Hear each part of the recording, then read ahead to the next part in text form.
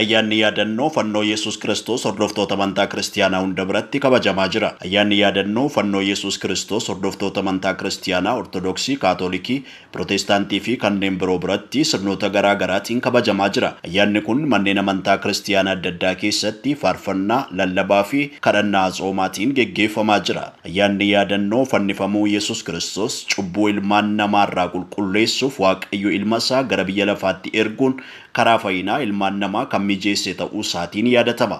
Kiristaanoti guutummaa addunyaarra jiranis waqtii kana yaadannoo dhiphina Yesuus yaadachuu irratti argamu. Fannifamuu fi du'aa ka'uun Yesuus Kiristoos bu'uura amantii kiristaanummaa akka ta'es macaafni qulqulluun ni hima. Kanaafis wareegamnii fi dhukkubbiin Yesuus Kiristoos dhala namaa fayyisuuf jecha guyyaa jimaataa fannoo irratti dabarsee sirnoota adda addaatiin yaadatamaa jira.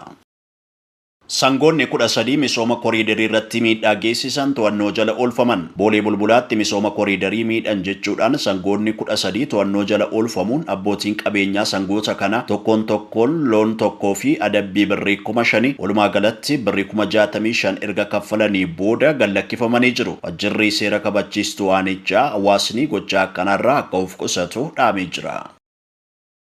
Daandiin qilleensaa Itoophiyaa buufata naannoo Bishooftuutti ijaaruuf qonnaan bultoonni 2,500 akka kaafaman ibsee jira. Daandiin qilleensaa Itoophiyaa buufata xiyyaaraa haaraa dhiyeenya Bishooftuutti ijaarsisuun wal qabatee qonnaan bultoonni 2,500 akka kaafaman hojii geggeessaa olaanaan dhaabbatichaa obbo Masfiin Xaasoon BBC'tti himanii jiru. Hojii geggeessichi abbootii warraa kaafaman 2,500f manni jireenyaa akka ijaaramuu fi bara dhufu baatii sadaasaa keessa akka kennamuuf dubbatan. Ijaarsi daandiin qilleensichaa buufata xiyyaaraa addunyaa kun Bishooftuu naannoo Abbuu Seeraa kunis baatiidhuma wal fakkaatu sadaasa keessa akka eegalu dubbatanii jiru. Buufanni xiyyaaraa Bishooftuutti ni ijaarama jedhame guddichi kunis lafa hektaara 3,500 irra kan bu'u ta'u kan ibsan hojii geggeessichi qonnaan bultoonni ijaarsa kanaaf kaafaman ammoo baatii sadaasaa keessa gara mana jireenyaa haaraatti dabarfamuu jedhanii jiru. Obbo Masfiin dabalataanis naannichatti dhaabbileen qindeessaa oomishaalee qonnaa fi daldalaa dabalatee dhaabbileen tajaajila kennan naannichatti akka ijaaraman ibsanii jiru. Ijaarsi buufata xiyyaaraa kunis waggaa 4 booda kan xumuramu yoo ta'u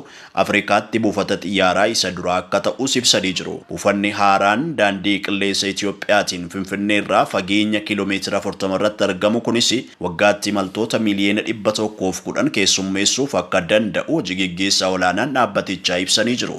Ijaarsi isaa boqonnaa lamaan raawwatama. Marsaa jalqabaatiin buufata imaltoota miliyoona 60 keessummeessuu danda'utu ijaarama. Isaan booda immoo ijaarsi buufatichi imaltoota miliyoona 50 keessummeessuu danda'u ni geggeeffama. Ijaarsi marsaa jalqabaas bara 2029tti ni xumurama jedhamee eegamaa jedhan. Buufata xiyyaaraa addunyaa Booleetti haaluma guddinni daandii qilleensichaa haaluma dabaluun hojiiwwan babal'isuu geggeeffamaa ture.